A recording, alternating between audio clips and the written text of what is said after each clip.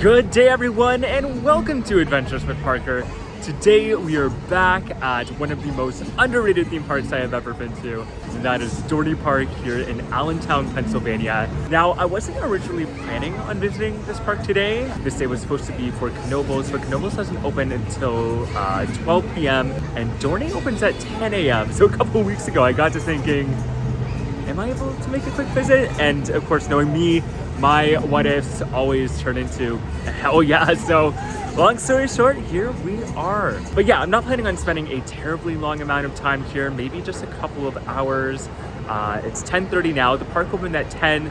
I would have been here at opening, but someone had to stop for Starbucks. I say that as if I have anyone to blame other than myself, but caffeine was important today.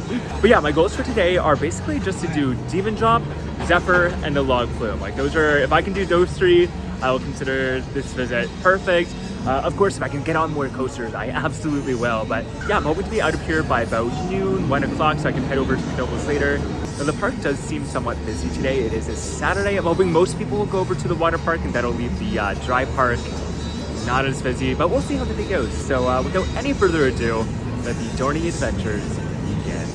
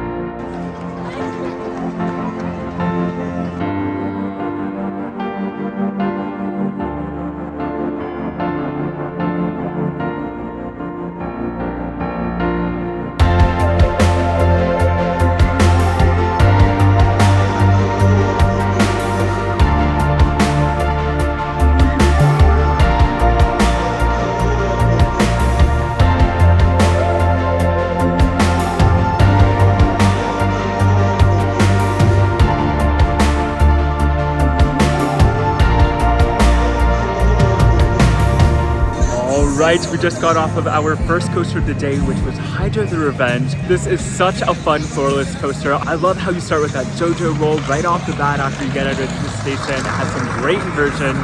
I was sitting in the back row. I even got a bit of airtime going over the first hill. And I mean, just overall, this coaster really interacts with the terrain quite a bit.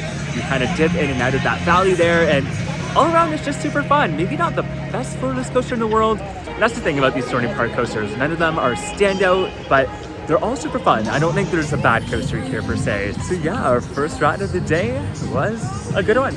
And actually the crowds haven't been too bad so far today either. Hydra was just a walk on. Mind you, dispatches were a little slow, so that does make the waits a little longer than they maybe should be, but at least it's not due to people in front of me, you know what I mean?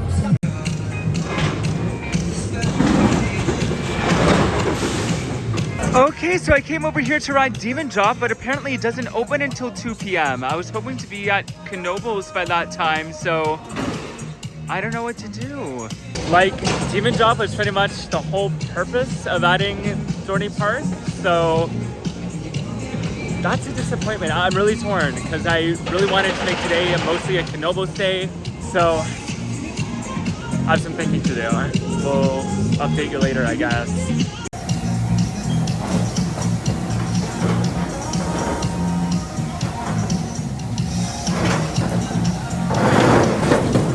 And right here we have the Alfundo house, the home of Alfundo the Clown.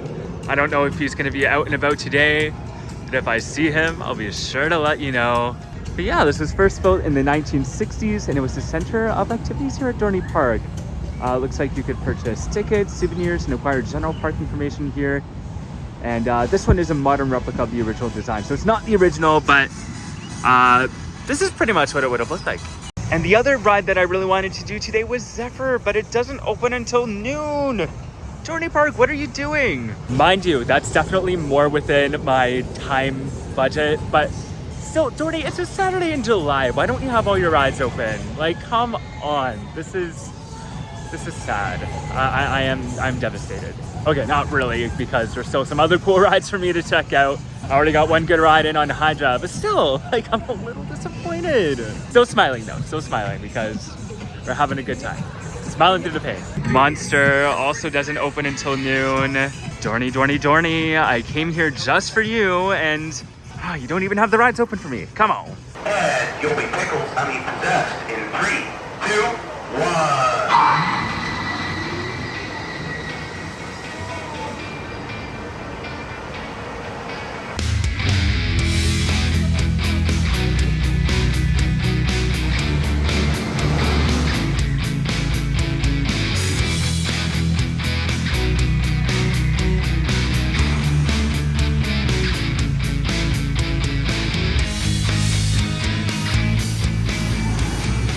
Okay, so we just did Possessed, which is our Intamin Impulse coaster. Went in the last few around. It's quite similar to Wicked Twister that used to be at Cedar Point. This one has a spiral spike on one end and a straight spike on the other. And I kind of like that, especially because like I was in the back row. So when you go up that back spike, you're just facing straight down, and it was so freaky. It was so cool. You get a little bit of airtime on the ends there, so. Yeah, I really quite enjoyed this ride. Also, we all know I am a man who loves a good pun, and with a coaster like Possessed, of course you have to call the gift shop Possessions. Oh, I love that. Something that I absolutely love about this park is all of these little historical plaques. You can find them all throughout the place. And this one here is talking about their swimming pool, which they claim to be the largest artificial pool in America. I'm not sure if that was true or not, but that's what they were claiming. And at one point, like after they closed it off to human guests, it housed the park seal. So that's pretty cool. And then there was a whaleboat ride on the other side.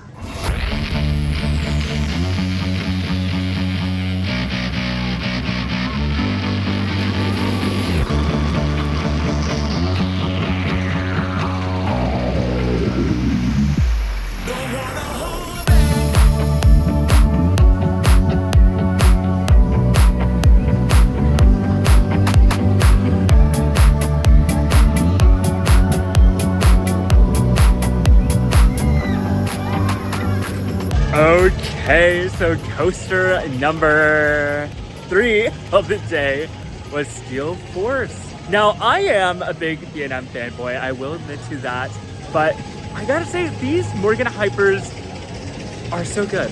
Of course, I sat in the back row, and something I really noticed on this ride was that, of course, you felt the airtime going over the crest of the hills, but I also felt quite a bit of positive G's at the bottom, like in the valleys there, and that's not something I'm usually aware of when I ride Hypers or like any coaster, really. Like it's, you know, it's got to be forceful for me to notice it, so I thought that was pretty cool. Another note that I had is that when you look at these style of hyper coasters, I always think they're going to be janky, and I mean, don't get me wrong, some of the Aero ones, like Magnum XL 200 at Cedar Point, is so janky and honestly a little uncomfortable at points.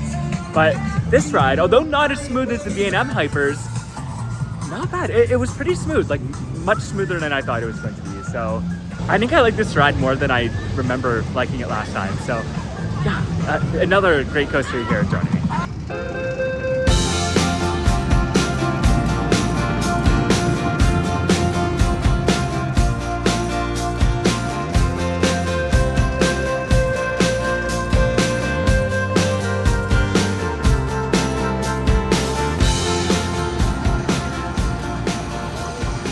Here's another one of those historical plaques. This one is talking about the Flying Dutchman, which was a popular roller coaster that operated at the park from 1972 to 1988.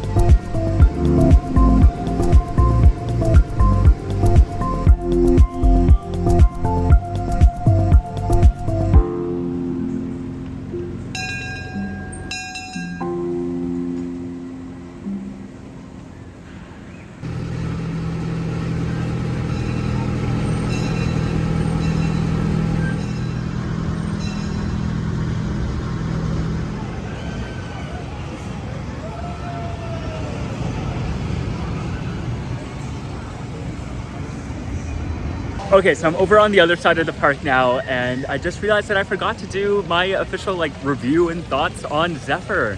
But I thought it was really good. I mean, the park has two trains, the other one being Cannonball Express, which I'm walking by right now actually. And I did that one last time and it's fine, but you don't really see a lot. You kind of do a circle around the rapids and you see some grassy fields, but nothing too exciting. Oh, that was exciting. Yeah, on Cannonball Express, you're not getting anything too exciting. Whereas with Zephyr, along the way, you're seeing a lot of signs for past attractions. You're kind of learning about the park's history. And then you also go by that creek, which is super scenic. It's so nice. I got to see some geese and there was a swan in that area. So that was really cool. Plus, I mean, so many parks have miniature trains, especially in this area. But the Zephyr, the design of that train is so unique. I mean, I've only seen it here, so yeah, if you can only do one out of the two trains here, my recommendation is definitely to go with the Zephyr. Okay, so other than Demon Drop, the last thing I really wanted to do today was Thunder Creek Mountain, which is our log flume. So let's go do that now.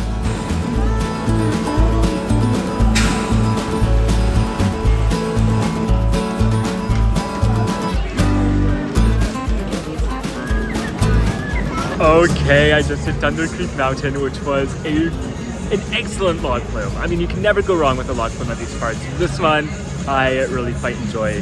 When you get up to the top of the hill, you do a couple turns, and it doesn't have any drops per se, but it does have some rapid sections. So there's a slope where you're gaining speed, you get a little splash, nothing too much. So I thought that was kind of cool and unique. And then it just feels like you're just picking up speed and picking up speed, and it just keeps building and building until you hit that main drop, which of course is super fun. You do get wet, but you don't get soaked, which is nice. I was a little bit concerned, especially because I kept my fanny pack on me. So yeah, if you're worried about getting too wet on this ride, I wouldn't be too concerned about that. It's just a very nice little splash, perfect for a day like today when it's super hot and sticky out. So yeah, I'm glad I got to do that.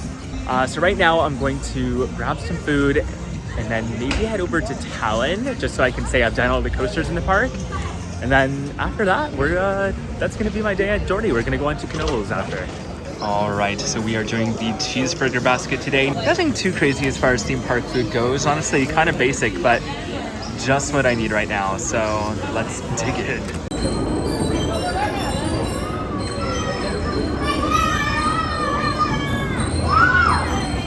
Are you having fun? Awesome.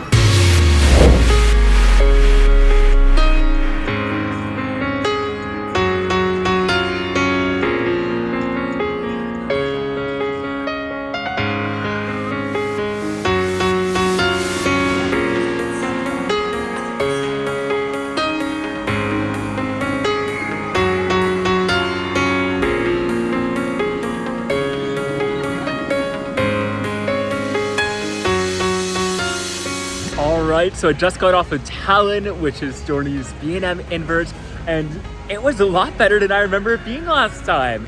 I mean, I didn't think it was bad per se, but I did have it as my least favorite invert, just because there's so many other great coasters out there. But I don't know, something about that ride it was really good. It was really intense, had some great whippy moments. So I don't know where it'd fall in my rankings. I don't know, ranking coasters is stupid. I'm just kidding. It is hard though to rank them, especially when you gotta factor in recency bias and whatnot. But moral of the story is that it's a fun coaster. That's the point I'm trying to make. There it is. So yeah, Talon, definitely an overlooked ride, but really good. Okay, so my original plan was to do Talon, and leave the park. Because like I said, I'm also hoping to hit up Knoebels today.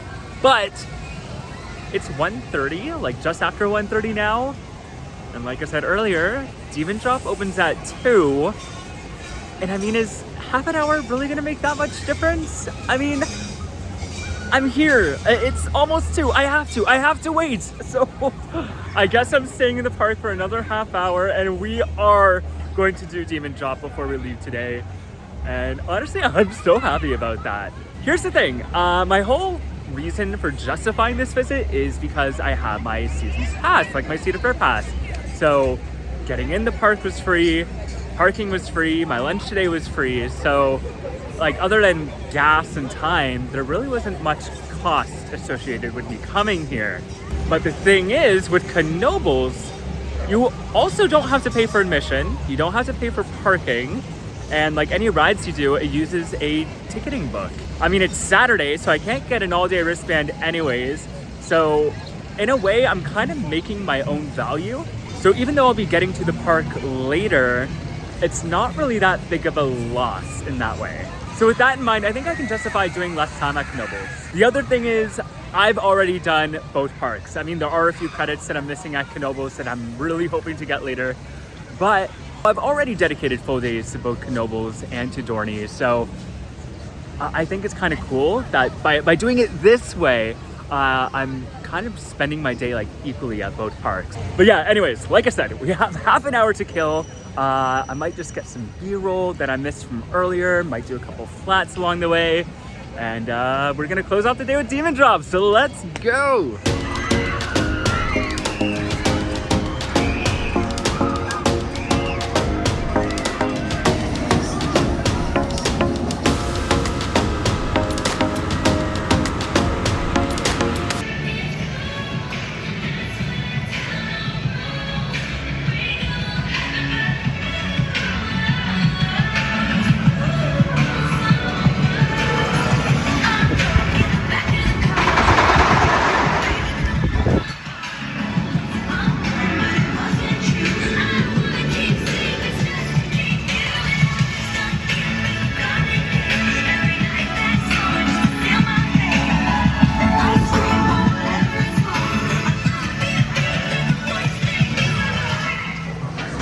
Notify an operator if you need assistance. Please remain seated, facing forward, keep your head against the headrest, and your hands and arms inside the ride at all times.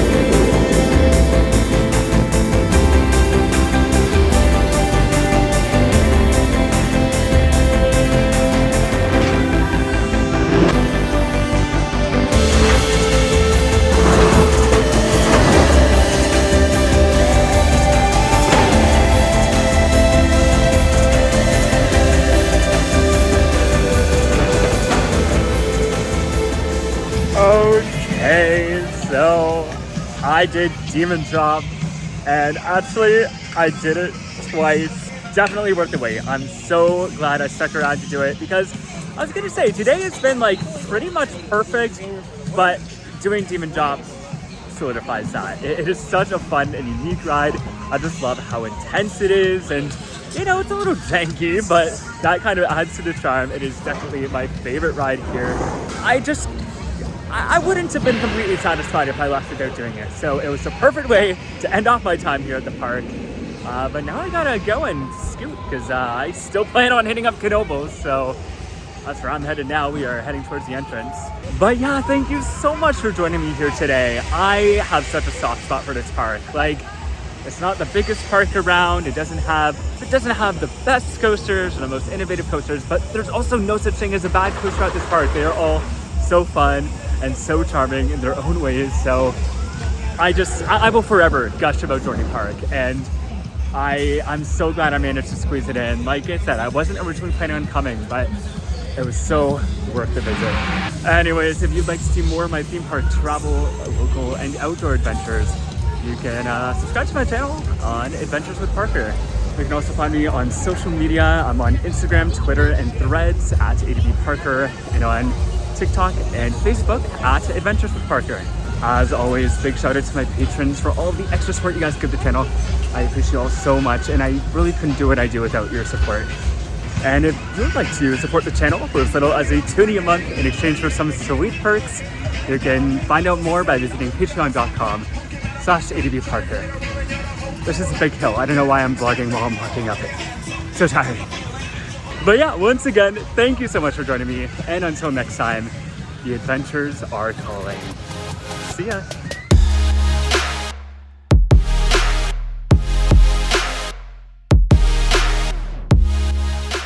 Okay, also I'm probably gonna stick this clip in at the end, but my working title for this vlog throughout the day was going to be Demon Don't, or something silly like that. So I guess that's ruined now, but totally worth it.